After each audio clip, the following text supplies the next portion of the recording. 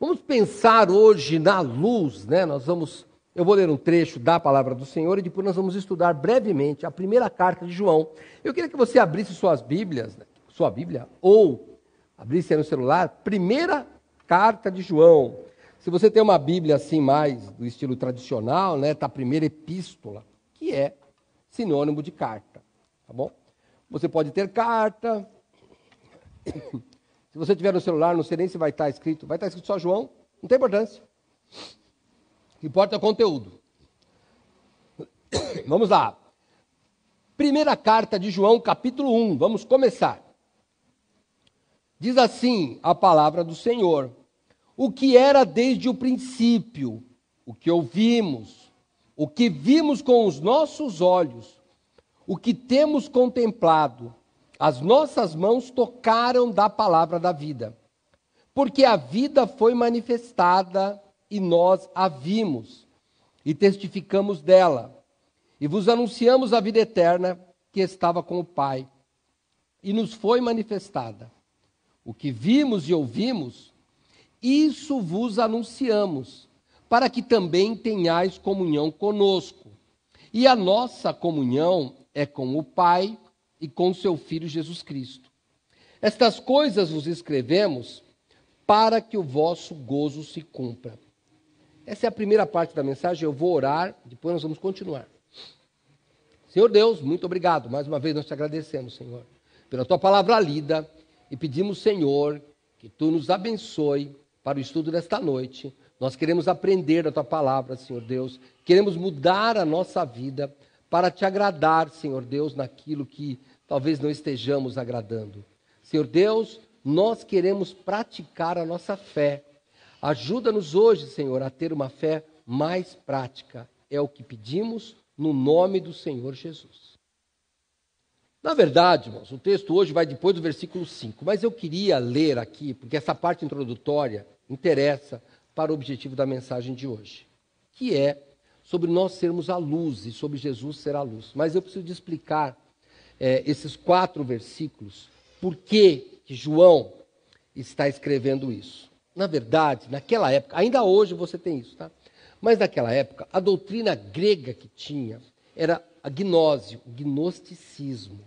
Sabe, a palavra gnose quer dizer conhecimento, mas não é o nosso conhecimento assim, é um conhecimento esotérico, com várias crenças dentro dela, enfim.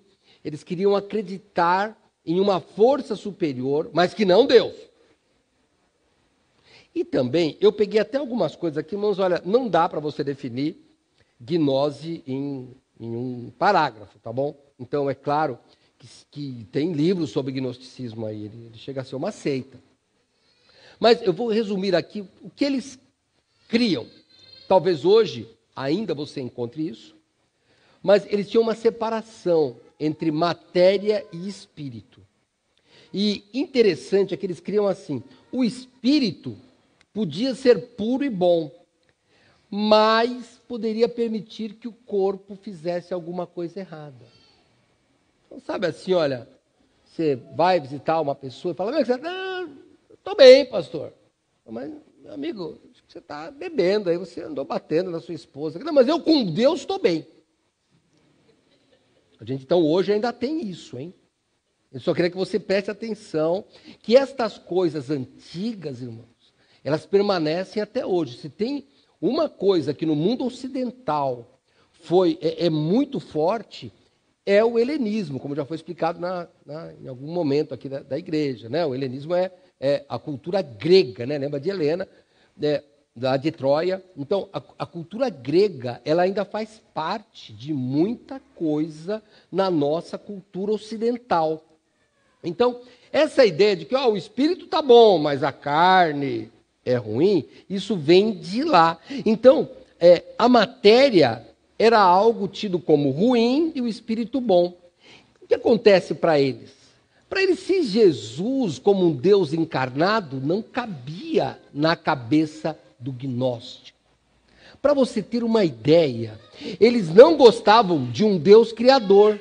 Porque como que um Deus espírito puro ia criar uma matéria ruim, má? Então, esta é a ideia do gnosticismo. O que João veio fazer aqui? Ele veio... Irmãos, deixa o menininho quietinho. Olha, você que está aí. Eu estou olhando para o menino, deixa ele. Amém. Isso daí. Vai cantando. Não tem guardar essa não. Vai cantando. Vocês olhem para mim aqui. Deixa ele lá. Olha. Como é que João fala?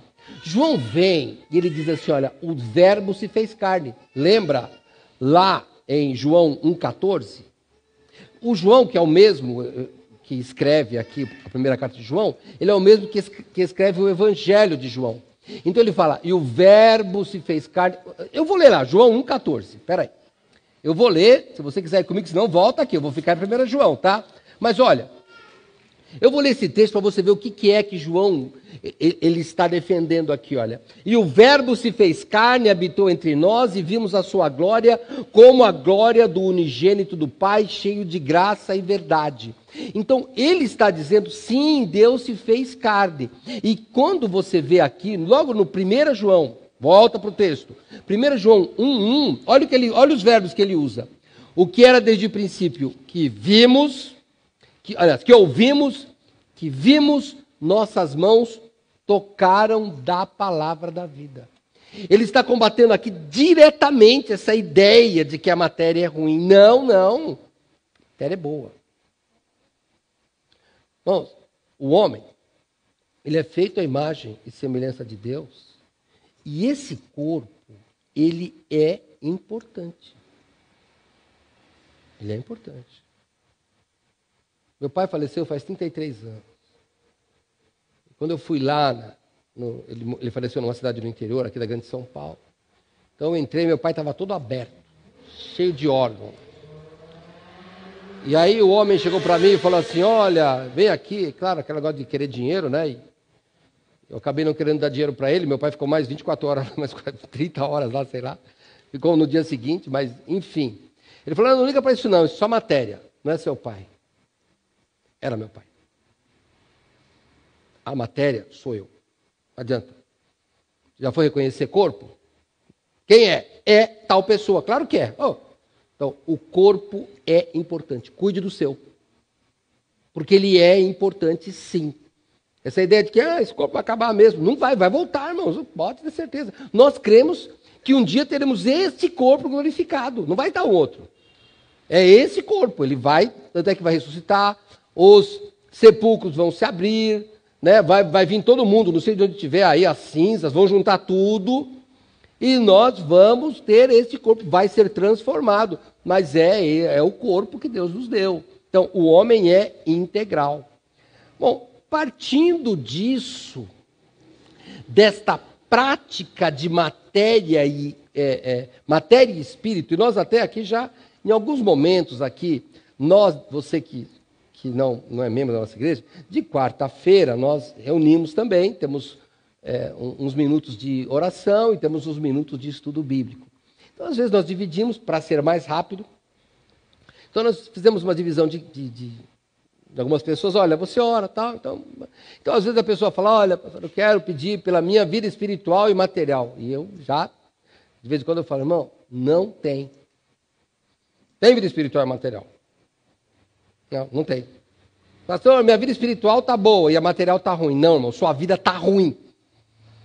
Está ruim. Não tem essa de a vida espiritual. A vida material, ela reflete a sua vida espiritual. Se você está bem com Deus, sua vida material vai estar boa. Por que nós temos doentes evangelizando? Por quê? Porque a vida espiritual está boa e a vida material também está boa, irmão. Ele está morrendo, mas está bem. Está bem.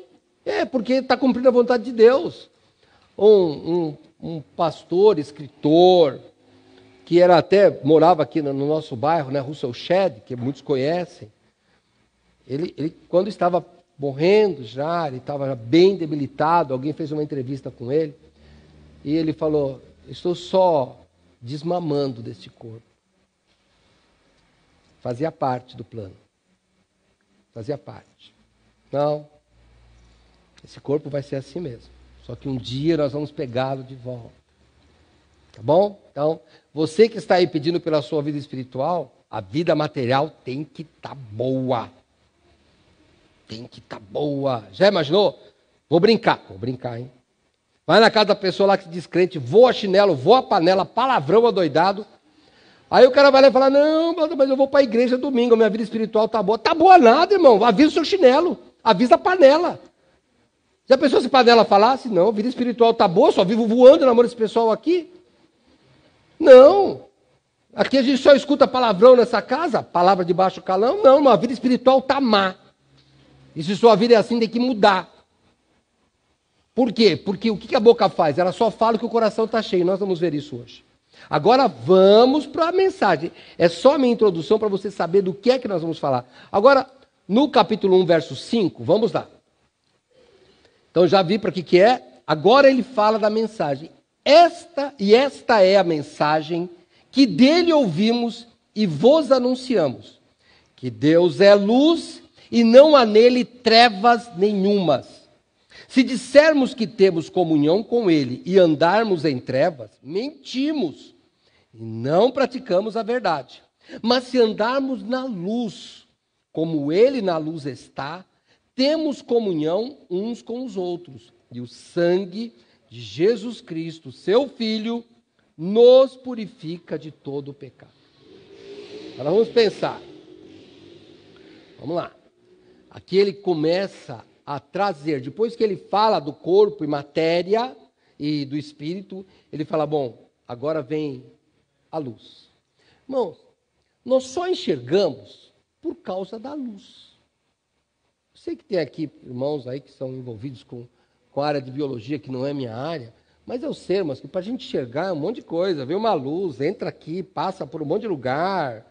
Tem até um negócio chamado cristalino lá atrás. Eu sei que a imagem vem de ponta cabeça, igual máquina fotográfica. Depois vai para o cérebro, ela volta. É um negócio todo assim. Aí, cadê a Priscila? É isso daí, né, irmã? Mais ou menos. Você que é dessa área aí, é porque você é dessa área. Não, falou bio é vocês. Eu não sou bio. Mas não é verdade. Você tem que saber isso daí. Vocês têm que saber. Vocês são bio. Aí eu não sou bio, não. Mas é isso aí, não é? Vocês e também acho que da área de física também. Eu lembro, a única coisa de física que eu sei disso é aquela experiência que a gente fazia, pelo menos no meu tempo, né? Põe a vela no espelho, sai ao contrário. Era aquele negócio, aí, Zenaide, naquele tempo, né? Que a gente tinha que cantar o hino nacional ainda, né? Oh, antigo, hein? Nós cantávamos o hino nacional. Dia da Semana da Pátria, com aquela coisinha verde e amarela, né? Aquela coisinha lacinha. Já foi. Já foi. Nós estamos lá na época do Vargas, estou brincando. Um pouquinho para cá. Jânio, quase que a gente... Não pegou. Jânio estava ali, ó. Mas vamos lá, não estou brincando com vocês. Mas enfim, eu sei que para enxergar, irmão, precisa de luz. E quando vem trevas, quando vem escuridão, o que acontece? Nós não enxergamos. Parece uma coisa lógica, mas não é. Não é. Por quê? Porque tem animal que enxerga no escuro. Mas a gente não enxerga. Deus não queria que a gente enxergasse no escuro. E nós somos feitos à imagem e semelhança de Deus. Em Deus não há trevas. Não há trevas para nós. Então, o que é? Quando Jesus Cristo vem, você vai notar que Mateus, o evangelista Mateus, nós estamos em julho, mas daqui a pouquinho chega o Natal aí, né? Quando ele vai falar do nascimento de Jesus, o que é que ele diz? Ele diz que o nascimento de Jesus era o cumprimento de uma profecia de Isaías, que está em Mateus capítulo 4. Ó, o meu está marcado 1 João aqui, que eu vou e volto, tá? Mas se você não quiser ir, não tem importância. Mas Mateus capítulo 4,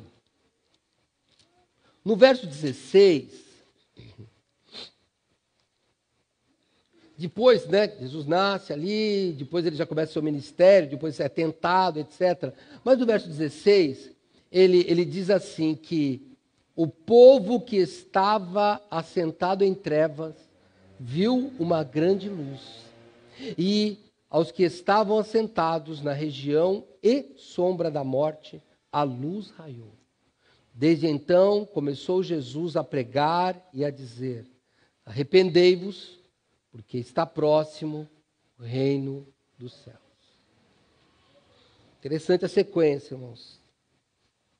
Não posso afirmar teologicamente. Mas, irmãos, eu creio que o arrependimento é o interruptor que acende a luz. Eu não sei se a fé, aquela história, o que vem primeiro, a fé, o arrependimento, irmão, vem tudo junto. Pagode só. O que importa é que você se arrepende dos seus pecados e a luz acende. Deus que nos dá o arrependimento. Mas ele tem que dar esse estalo, esse interruptor. O interruptor chama assim porque ele interrompe a energia. Quando você liga o interruptor, na verdade, você deixa o fluxo de energia correr. Então, o que nós temos que fazer é pensar no arrependimento para mudar a nossa vida. Irmãos, uma lâmpada apagada, ela não ilumina. Nós chamamos de lâmpada, mas ela não serve para aquele fim que é o propósito dela, que é trazer claridade, trazer luz para que nós possamos enxergar. Então, pense um pouco na sua vida. Olha, o apóstolo Pedro, talvez você fale assim, bom, pastor, mas eu tenho essa luz de Jesus. Um dia eu me arrependi. Talvez você não tenha se arrependido. E se você não se arrependeu, eu quero te convidar agora para você se arrepender dos seus pecados, porque você é pecador. Eu vou falar um pouco mais para frente disso. Eu sou pecador. E nós temos que nos arrepender, mudar esse caminho. Nós somos potencialmente uma lâmpada que acende ou não, dependendo desse interruptor chamado arrependimento. E você que já tem Cristo, eu queria que você olhasse a sua vida. Olha, o apóstolo Pedro, eu estou andando pela Bíblia, irmãos, minha mão está aqui em 1 João, tá?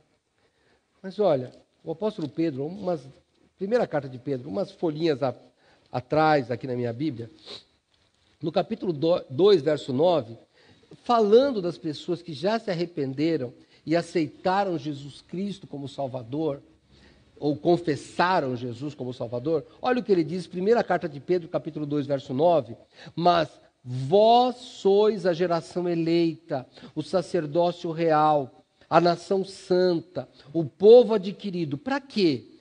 Para que anuncieis as virtudes daquele que vos chamou das trevas para a sua maravilhosa luz. É isso, irmão. Deus não nos salvou, me salvou, agora eu vou para o céu. Não. É claro, né? É que tem uma consequência disso. Sabe, tem uma consequência. A sua vida tem que ter mudado. Nós temos que pensar, irmãos, não é possível. Eu não me conformo, parece que tem uma bancada evangélica, tem não sei o quê, vizinhos evangélicos e tal, e não muda, não é, tem que mudar, irmãos. Nós temos que mudar, não é possível. Começa por nós. Como é que nós andamos em trevas ainda?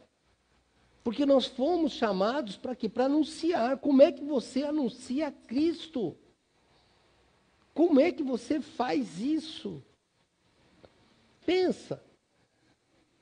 Como é que você vai evangelizar o caixa se você escondeu o troco?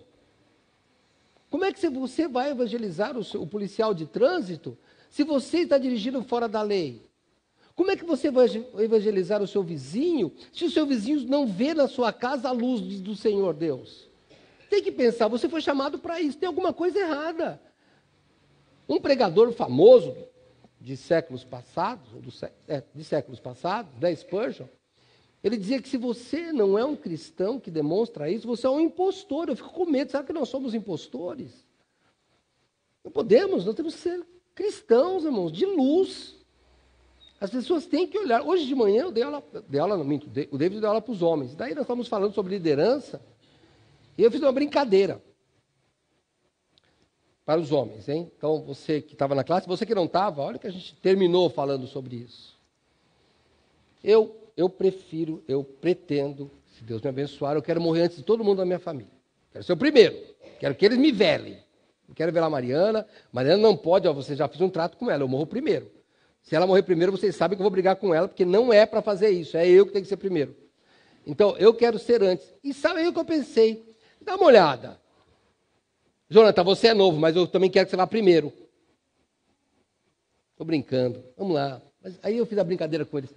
Como é que você queria que a sua esposa te falasse lá? Foi um bom pai, foi um bom marido, será? Sabe qual é o melhor elogio? É falar, aqui tinha um homem de Deus. Porque daí está tudo embutido. Tudo. Porque bom pai pode não ser um bom marido.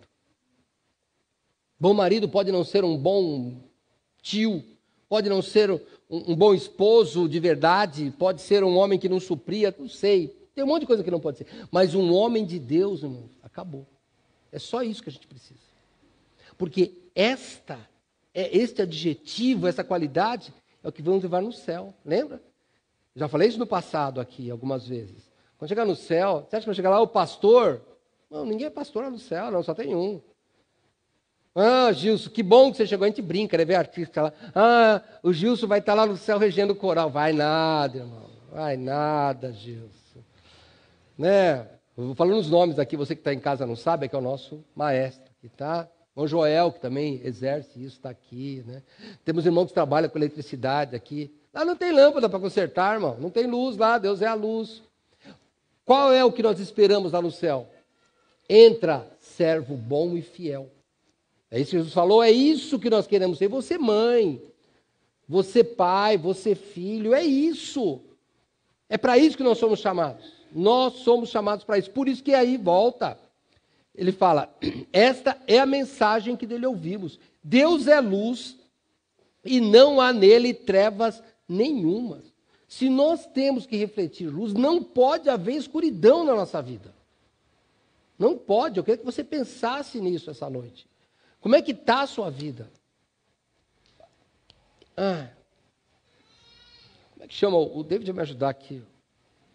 O autor do livro O Fator Melquisedeque, Dom Richards. Fator Melquisedeque. Ele conta lá de uma tribo indígena, interessante, que adorava o sol. Aí um dia, eu acho que foi o cacique que olhou e falou, falou para o sol, não é Deus. Porque deixa a nuvem passar na frente e fazer sombra. Bem interessante. Não pode deixar sombra. O nosso Deus não há trevas nenhuma. E ele tem razão, olha, o homem seguia a Bíblia sem saber. Não há em Deus trevas nenhumas. Não faz nuvem, não faz sombra nele. Tem nuvem fazendo sombra na tua vida, tem alguma coisa errada, meu irmão. Tem alguma coisa errada. Continua aqui, por quê? No verso 6. Se dissermos que temos comunhão com Ele e andarmos em trevas, mentimos. O que eu acho curioso nesse versículo, sabe qual que é? É que podia acabar aqui. Se dissermos que temos comunhão com Ele e andarmos em trevas, mentimos. Por quê? Aí ele fala, e não praticamos a verdade. Não é a mesma coisa? Não é. Um dos meus filhos, né? Tem 4. Um deles, quando alguém fala alguma coisa assim, ele não quer falar mentira, fala, tem alguém faltando com a verdade. Esse aqui, João já abrangeu os dois, tanto os que mentem quanto os que faltam com a verdade. Já não tem problema lá, ó. Não pode mentir. Por quê, irmãos? Porque nós temos que andar e praticar a verdade. Não é só não mentir, é praticar. E praticar a verdade é diferente de não mentir. Não mentir, eu deixo de fazer alguma coisa, mas praticar a verdade é eu fazer alguma coisa. É bem diferente, é como negligência e imprudência. Negligência é eu deixar de fazer o que deveria fazer. E imprudência é eu fazer errado o que eu sei que é certo. Então, nós temos que pensar nisso. Aqui ele está dizendo, não é desse jeito.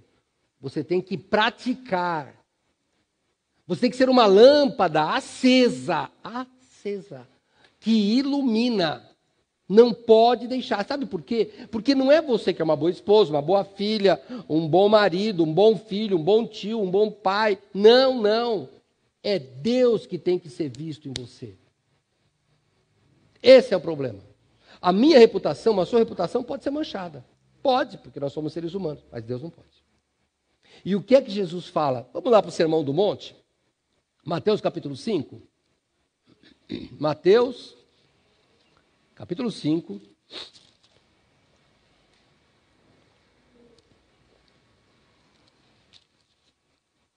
No verso 16,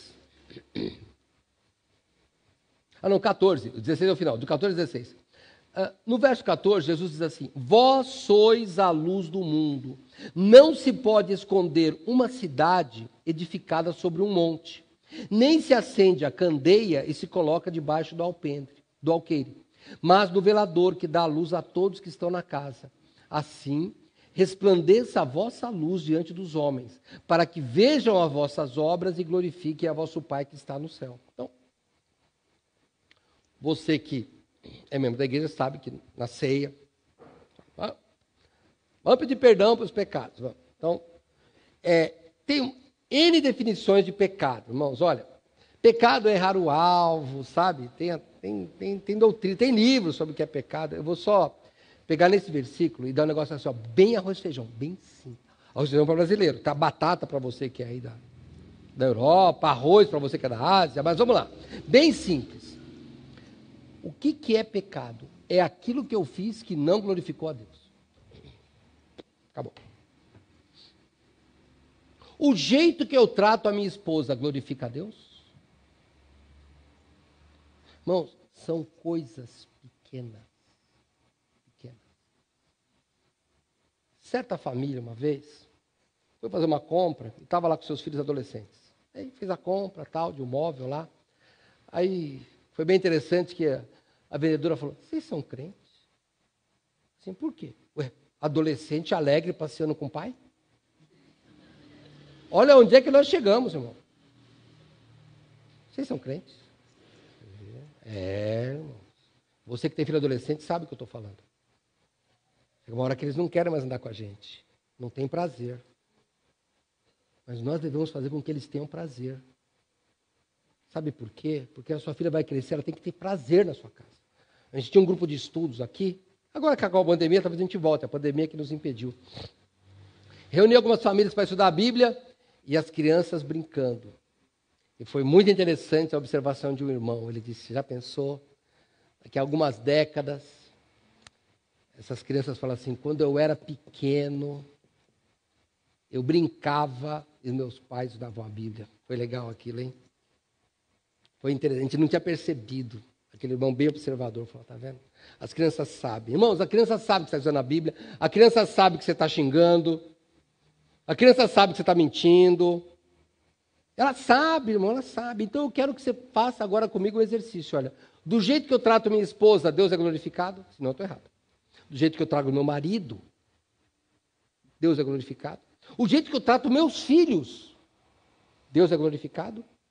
A sua vizinha fala: eu queria ser uma mãe igual você, eu queria ser um pai igual você. Eu queria ser um filho igual você, uma filha igual você. Sua esposa é um exemplo de cristã. Deus é glorificado aí. Então, não é para você se culpar agora. Sabe? Essa ideia de que, mas eu sou assim mesmo, isso não resolve, hein? Não resolve. Não resolve. Quando a pessoa fala eu sou assim mesmo, sabe de que eu lembro? Eu vou abrir um parênteses aqui, depois você lê na sua casa. No livro de 1 Samuel fala de Eli, um sacerdote. O profeta fala para ele: olha, Deus falou que está tudo errado, seus filhos estão errados, você vai morrer, seus filhos vão morrer, e a arca do Senhor vai ser roubada. E sabe o que ele falou? Deus é Deus, faz o que Ele quer. Não, Deus é Deus, não. Cai de joelho e fala: muda, Senhor. Sabe o que aconteceu com ele? Então, aquele homem que falou que Deus faz o que Ele quer, os filhos morreram, ele morreu, a arca foi roubada no mesmo dia. E tem outros reis muito ruins, você veja nas mensagens de manhã, que Deus falou: vou destruir. E ele se ajoelhou, chorou. Eles rasgavam a roupa, punha cinza na cabeça, vestia de saco, de estopa, sei lá do que era, mas vestia uma roupa bem humilde. E Deus falou: não, se arrependeu, eu vou mudar. Não tem tempo ainda de mudar, liga o interruptor. Tem tempo de mudar. Anda em luz, irmão. A gente erra. Sabe, no fundo, eu falei, quando nós vamos tomar ceia, a gente pede perdão. Mas a gente pede perdão, às vezes, em pensamento, porque a gente vai pecando mesmo. Só que a gente vai pedindo perdão, fala: Senhor, eu quero mudar isso, eu quero mudar. Tem que querer mudar, irmão. Pode se contentar em continuar o mesmo. É isso que ele está falando. Como é que a gente pega e sabe que está... Volta lá para 1 João. e sabe por quê. São duas coisas que ele diz. Ó, você diz que tem comunhão com Cristo. Ah, eu aceitei Cristo. Tem o certificado de batismo pendurado na parede. Resolveu nada, hein? Resolveu nada. Desculpa, não estou menosprezando o certificado de batismo. Mas, por exemplo, já aconteceu aqui, eu fui secretário da igreja. Recebemos uma carta. A pessoa diz que foi batizada no ano tal, e perdeu o certificado de batismo. Aliás, se você perdeu, quer um, a gente faz outro. Olha lá, cadê o Celso? Faz outro, vai, Celso. É só pegar e falar assim, dá a data, aí vai lá na ata e fala, foi batizado mesmo, está aqui. Quer mais um? Dá mais um. Se é certificado que você quer, isso não resolve nada. Não, se você diz que tem comunhão com Ele e você anda em trevas, não vou olhar para ninguém, não vou pensar em ninguém, não estou falando com ninguém, a Bíblia te chama de mentiroso. E diz que não pratica a verdade. Não seja mentiroso. A mentira é das trevas, a verdade é da luz. A luz traz à tona a verdade. Então, ande na verdade. E tem como fazer isso. É só mudar. Mudou, acabou, está resolvido. Olha que Deus maravilhoso. Joga os nossos pecados lá atrás, no fundo do mar. A Bíblia diz isso. Ele joga os seus pecados nas costas. Ele joga no fundo do mar. Um coração contrito, Deus não menospreza. Então pensa nisso. E eu peço para você, decida mudar hoje. Hoje. Porque daqui a pouco você vai dormir. E você já notou que quando você dorme, você vai ficar no escuro. Pode dormir no claro, mas olha o que Deus fez. Ele pôs a pálpebra. E nós vamos, de alguma forma, fechar os olhos. Vai ficar escuro para dormir. Não deixa os seus olhos fecharem antes de você tomar uma decisão de mudar. Dá hoje. Liga o interruptor do arrependimento. Deixa a luz do céu entrar na sua vida. Vamos para o 7º. E aí já é o final da nossa mensagem. Olha que bom, hein? Você que é membro de São José. Final da mensagem não significa que será rápido o fim. Não adianta se animar, não. É que o pessoal que está na internet vai falar, que bom. Não. Esquece. Não posso nem mentir, nem deixar de faltar com a verdade. Vamos lá.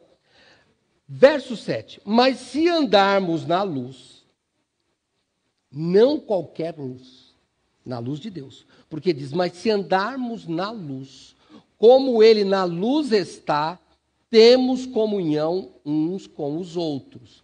E o sangue de Jesus Cristo, seu Filho, nos purifica de todo o pecado. Então, peraí. Vamos pensar aqui, né? Andar na luz. Primeiro que nós temos que ter comunhão, mas antes disso eu quero falar de andar na luz. Nós associamos, por causa que somos seres bípedes, né? Anunciamos andar com nossos pés. Essa é a ideia que a gente tem, né? A criança está andando, ela está com os 2 pés. Essa é a ideia que nós temos. Só que a Bíblia, ela nos dá o andar com outros órgãos. Olha que interessante. O nosso andar não são com os pés. Ele começa no coração. O coração para Deus é importante e não os pés. E coração aqui não é esse órgão aqui, que fica batendo e bombeando sangue. Não, ele tem um bom significado, porque sangue é vida e ele bombeia a vida para o resto do corpo. É verdade, mas não é isso. Você lembra da parábola do semeador? A parábola do semeador, eu não vou contar aqui, né, é uma mensagem, tem vários evangelhos, tem 3, está registrado, mas eu vou falar de Lucas capítulo 8. Ele fala de 4 tipos de solo. Um só que era bom. A palavra é jogada em 4 tipos, que ele fala como semente. Semente é jogada, é colocada em 4 tipos de solo. Só tem um que dá certo. Um que ela floresce. E qual é? Vou lá para Lucas 8, para você ver onde nós vamos chegar aqui. Lucas capítulo 8, verso 15.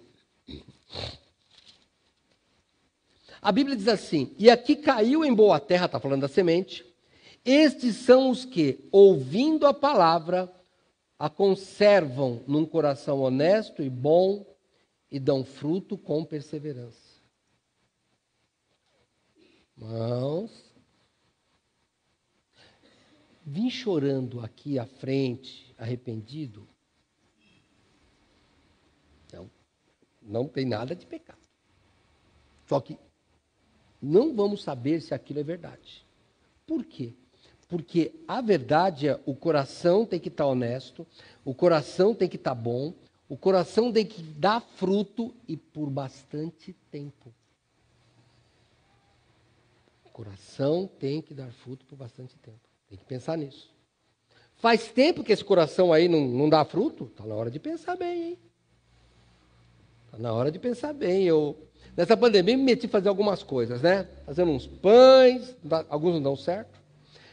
Fui plantar, fui tentar mexer com aqueles negócios de plantar lá, né? Então, ainda bem que os vegetarianos aqui, eu ganhei uma roseira, achei linda aquele roseira. Falei, vai crescer isso, né? Punha água de manhã, de tarde, de noite. Ela apodreceu, morreu afogada, a pobre da roseira. Eu não sabia, mas eu falei, mas ela está ficando tudo escurinho, eu dou água para ela toda hora. A gente não tem que comer 3 vezes por dia, então eu punha água. Ela morreu. Eu não sabia, aí eu descobri que não é assim, né? Era diferente o negócio, tem algumas plantas que eu estou tentando acertar. Eu ainda acerto ainda. Mas você vê, por que não deu fruto? Porque eu não cuidei direito. Eu dei muita água. Ela precisava de mais coisa. Precisava de sol. Precisava de um clima bom, uma temperatura boa. De vez em quando um sol. Ou uma água. Às vezes nós cuidamos tanto da nossa vida espiritual e esquecemos dos frutos. Não vai dar roseira nunca. Minha roseira nunca deu. Minha mãe me deu, foi minha mãe que me deu aquela roseira, não foi? Eu peguei aquela e falei, vai, começou a crescer, eu fiquei todo feliz, nunca nasceu uma rosa, ela morreu antes. Não deu fruto. Será que tem alguém assim aqui? Aceitou Cristo todo bonito. Vai, agora eu vou. Vou ler a Bíblia 24 horas por dia. Esqueceu que tinha que viver e mostrar para os outros, mostrar para o mundo a luz de Cristo. E daí você morreu. Mas graças a Deus, é que Ele é que dá o crescimento. E Ele pode reviver a sua planta. É só você dar fruto. Num coração honesto e bom, que dá fruto com perseverança. Irmãos, olha, logo depois dessa parábola do semeador, olha como é interessante. Eu li o versículo 15, não é? Vou ler de novo. E a que caiu em boa terra, estes são os que, ouvindo a palavra, a conservam no coração honesto, bom, e dão fruto com perseverança. E no versículo seguinte, estou lendo 16.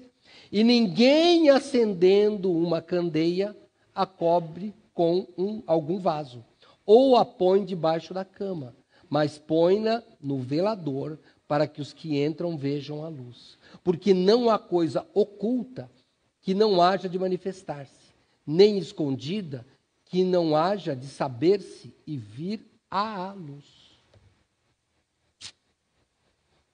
Interessante quando Jesus fala de luz. Irmãos, eu fiquei vendo a sequência, né? Uma das coisas que você aí que está estudando a Bíblia aí, espero que você continue lendo, mas veja, capítulo, versículo não existe. Isso foi os homens que colocaram, não é pecado, tá? Mas capítulo e versículo não existe. Era um negócio só, escrito direto, tá bom? Então, aqui nós colocamos, mas veja, Jesus ele acaba de falar disso e ele já emenda a luz. Está falando da mesma coisa, irmão. A luz está no coração. É dali que procedem as coisas. Não é da perna, não é do pé, não é do calcanhar. É do coração. Tem que mudar o coração, desde o Antigo Testamento. Lá em Ezequiel está dizendo, olha, eu vou tirar o coração de pedra e vou dar um coração de carne. Um coração macio. Eu escreverei as leis nas tábuas do coração deles, do povo. Então, é o coração que tem que mudar. É lá que está, irmãos, a fonte da luz nossa. É lá. E daí reflete pelo corpo. E a gente, olha, a gente faz isso, né? Aquela pessoa tem um coração tão bom. Já não ouviu essa expressão? É tão comum. É um coração. O que é um coração tão bom? O que é? Nunca teve um infarto? Nunca teve nunca fez um cateterismo? Não, não é isso. É uma pessoa que, pelas atitudes, demonstra bondade. É como se o resto não importasse. É assim para Deus. Como é que está seu coração? Faz uma análise agora. A gente às vezes pensa que está bom, mas às vezes não está. 3 anos atrás. Todo ano eu faço um monte de exame. Um monte de exame. Porque meu pai morreu do coração, meu tio morreu do coração, meu avô morreu do coração, meu pai morreu com 53 anos, todo morreu do coração. Então, todo ano eu vou lá, faço, tal.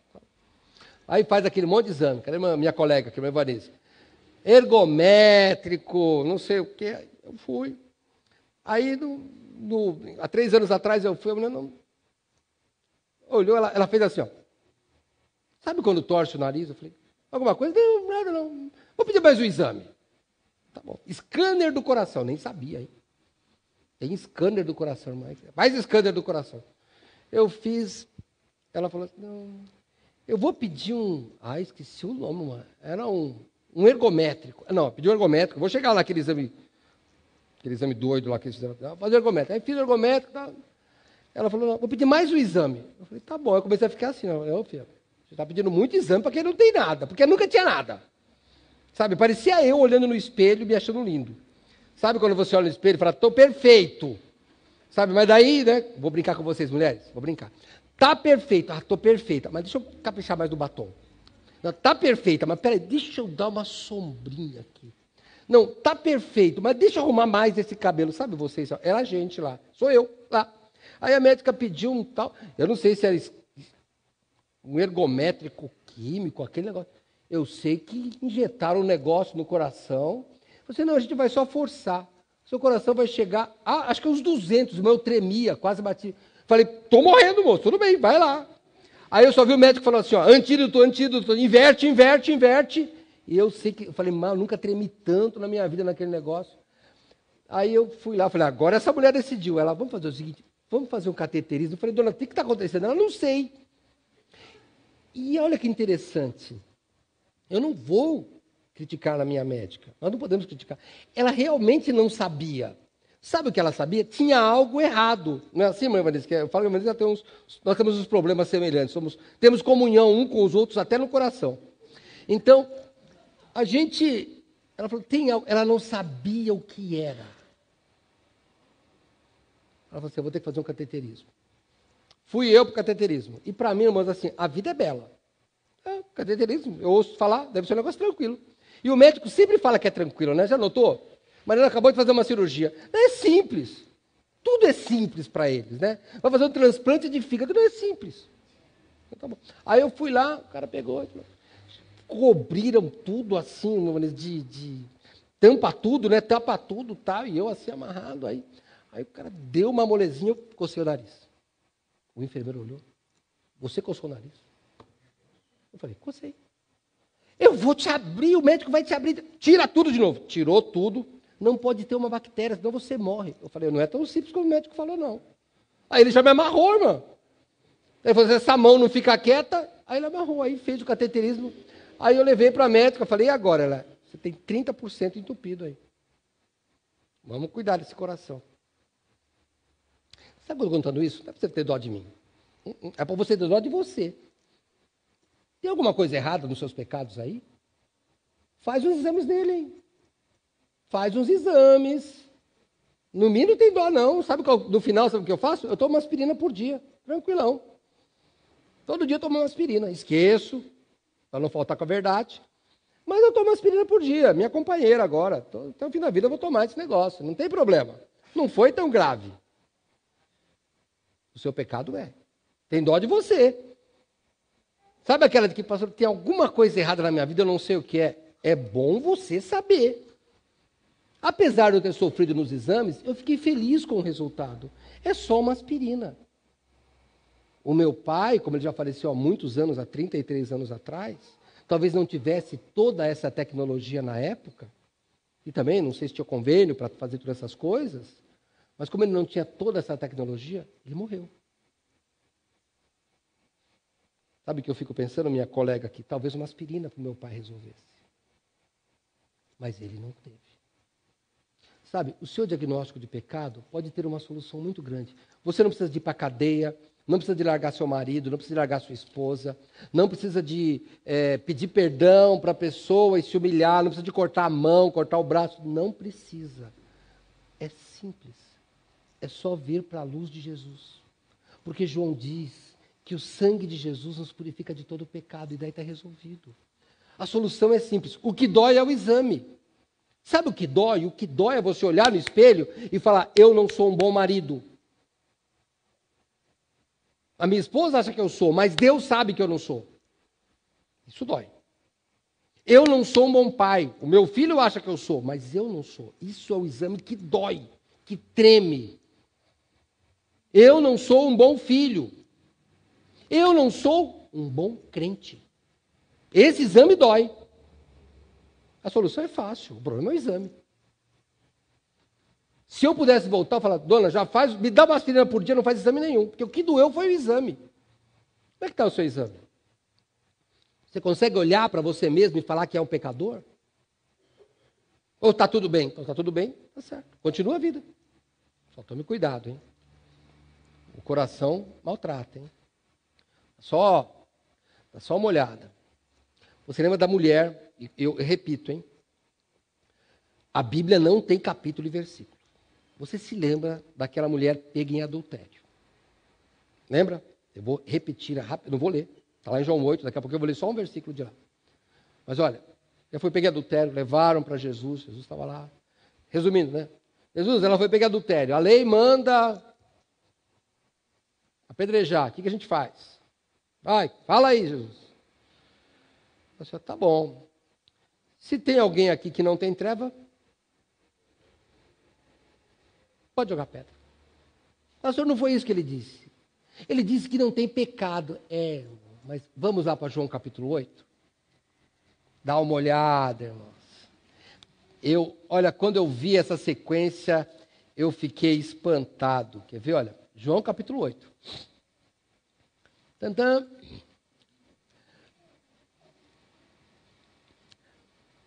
Verso 7.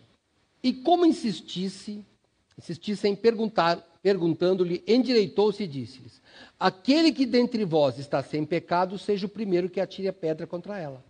E tornou a inclinar-se, escrevendo na terra.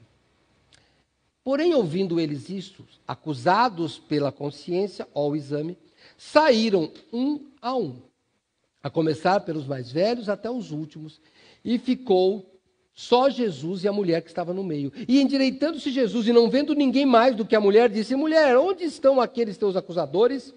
Ninguém te condenou? E ela disse, ninguém, Senhor. E disse-lhe Jesus, nem eu te condeno, nem eu também te condeno. Vai-te e não peques mais.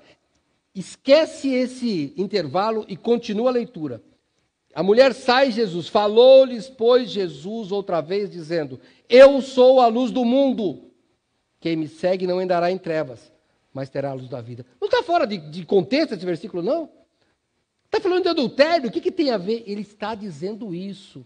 O pecado são as trevas. Aquela mulher estava em trevas, e agora ela descobria Jesus, e ele disse, está resolvido o problema.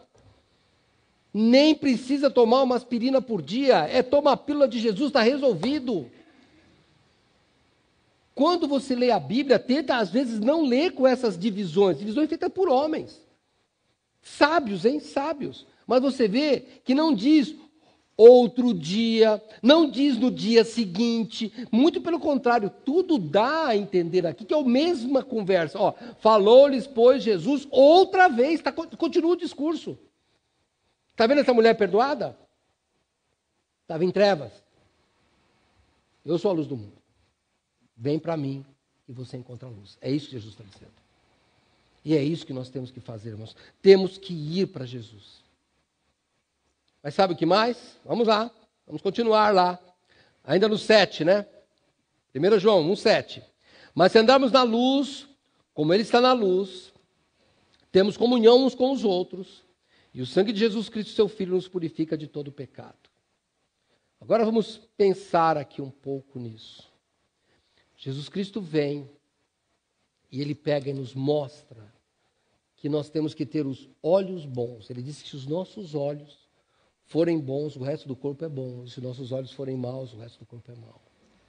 Porque os olhos, irmãos, é aquilo que entra. Como o pastor Ricardo falou hoje de manhã, o olhar e o pecado têm um caminho muito curto. Os olhos são o que mais entra sem a nossa. Você viu, acabou. Olhou, acabou, irmãos, não tem jeito. Você pode tapar os ouvidos, você pode fechar os olhos, mas às vezes você ouve alguma coisa e não presta atenção. Mas os olhos, irmãos, nós temos, olha, eu uso óculos, tá? Mas você sabe que nós temos a visão direta e a visão periférica. Eu estou olhando aqui para o Marcos, por exemplo, mas quando eu paro, Marcos, você que mexe com a foto aí, na verdade, se eu prestar bem atenção, eu estou olhando gente lá naquele canto.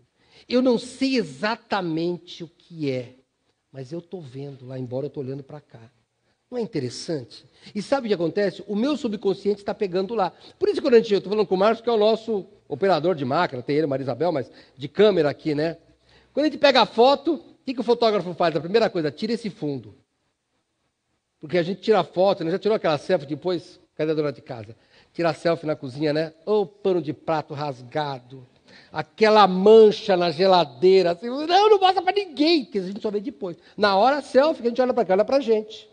E depois vai Photoshop para tirar as coisas sujas que estão em volta, né? Porque é assim, a gente não percebe. Mas o olho percebe, então o olho entra. E o coração sai. O coração põe para fora. E aí vem o trabalho do Senhor Jesus Cristo, como ele fez com aquela mulher. Aquela mulher merecia ser apedrejada. Era a lei. E Jesus tinha que ser justo. Ele disse que não veio revogar a lei. Ele veio cumprir. Então por que que ele não apedreja aquela mulher? A saída não é justa, irmãos. Não é justa. Como é que ele não permitiu que aquela mulher fosse apedrejada se a lei de Deus era clara? E ele é o autor da lei. O autor da lei. Sabe por quê? Porque ele é a luz do mundo. É porque ele se fez justiça. Pode sair de João e vão comigo agora no final, sim. Primeira carta de Pedro, volta lá. Primeira carta de Pedro, capítulo 3.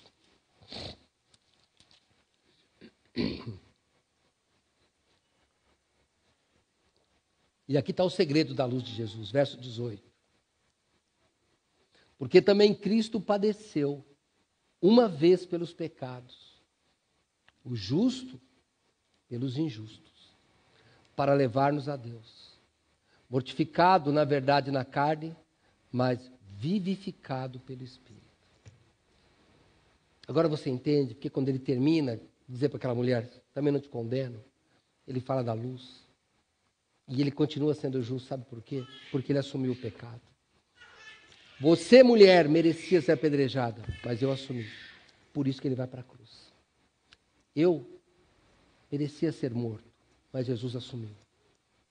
Você, pelos seus pecados, não merecia entrar na presença de Deus, nenhum de nós. Não há um justo, nenhum sequer. Não há um que faça o bem. Mas Jesus se fez pecado por nós. Pedro aqui, é claro que o Senhor Deus, usando, né, inspirando os homens, Pedro aqui, ele esclarece aquela passagem para mim. Ele aqui esclarece a luz do mundo. O justo pelos injustos. Mesmo perdoando aquela mulher, Jesus foi justo, porque ele pagou o pecado. Mesmo me perdoando, Jesus foi justo, porque ele pagou meus pecados. Jesus pode pagar os seus pecados também. É só você confessá-lo como Senhor e Salvador da sua vida. Não brinque com Deus. Um dia, nós iremos estar diante dele. Todo mundo estará diante de Deus. Alguns não terão confessado Jesus Cristo. Vão merecer a condenação pela sua descrença. Mas outros dirão, não precisarão dizer nada. Os frutos dele, eu vou brincar aqui, tá? Eu vou chamar os anjos de vizinho. Quando estivermos chegando lá no céu, eu vou brincar, não é assim, tá bom? Não é, estou fazendo uma parábola, uma fábula, tá bom? Está lá o anjo lendo a vida e fala, opa, olha, esse aqui fez isso, esse aqui é filho de Deus, ó. Que aceitou Jesus, porque nestas coisas que ele fez, a glória do Senhor estava aqui. Ó. Ah, esse aqui não, esse aqui um dia foi na igreja, falou que aceitou Jesus, não mudou nada a vida, esse aqui, tá? Fora, estou brincando, se tiver uma banca de aposta lá no céu, perdido esse aqui. Não brinque com Deus. Em Deus não há trevas nenhuma. Se tem alguma nuvem fazendo sombra na sua vida, peça perdão, arrependa-se e deixe a luz do Senhor brilhar na sua vida. Vamos orar. Vou pedir que você faça um exame aí. Eu vou fazer o meu também.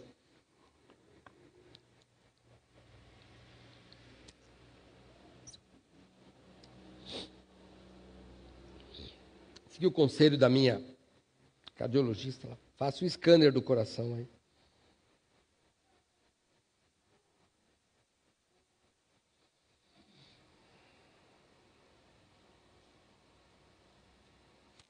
Não deu certo ainda? Não achou muito pecado? Então faz um ergométrico aí, vai correndo um pouquinho a sua vida que você vai descobrir se tem ou não.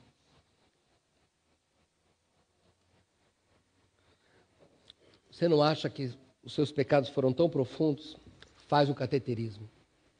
Põe um fio aí dentro do seu coração para correr, para mostrar para você quanto que o pecado está entupindo as veias da sua vida. E por isso é que você não consegue expressar a glória de Deus. Por isso que você talvez esteja aí numa escuridão, mas precisa de se arrepender e deixar a luz do céu entrar. Nosso Deus e Pai, eu te agradeço, Senhor, porque o Senhor é que nos faz isso, é que esquadrinha o nosso coração e nos mostra o pecado. E talvez tenha pessoas aqui hoje, Senhor, que precisam, Senhor Deus, nós precisamos, Pai, de nos arrepender dos nossos pecados, mas talvez alguém aqui esteja longe, Senhor Deus, esteja andando longe dos teus caminhos, Pai, não esteja refletindo a tua luz. Eu te peço que hoje possa se arrepender. E se for o caso, se arrepender publicamente, demonstrando ao mundo, Senhor Deus, que quer ser uma nova criatura. Te peço, Pai, que o Senhor tenha misericórdia daqueles que sinceramente se arrependerem. Que esse arrependimento possa vir, Senhor Deus, de um coração honesto e bom, para que possa dar fruto com perseverança. É o que te peço em nome do Senhor Jesus. Amém.